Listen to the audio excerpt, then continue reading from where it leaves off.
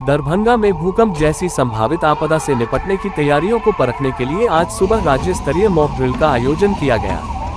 यह अभ्यास national disaster management authority नई दिल्ली के तत्वावधान में जिला प्रशासन दरभंगा द्वारा कराया गया। इसका आयोजन आपदा प्रबंधन विभाग दरभंगा द्वारा आपदा प्रबंधन विभाग, बिहार सरकार एवं राष्ट्रीय आपदा प्रबंधन प्राधिकरण के सहयोग से किया गया।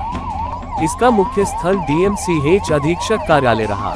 मॉक ड्रिल के तहत दरभंगा शहर के 5 अलग अलग स्थानों को चिन्हित किया गया था। भूकंप के काल्पनिक झटके के बाद प्रशासन, आपदा प्रबंधन विभाग, NDRF, SDRF, fire brigade, rescue team और एम्बुलेंस कर्मियों ने तत्काल मोर्चा संभाला। अभ्यास के दौरान बिल्डिंग में फंसे घायलों को सुरक्षित बाहर निकाला गया। मौके पर प्राथमिक उपचार देने के बाद एम्बुलेंस के जरिए सभी घायलों को Dmch अस्पताल भेजा गया।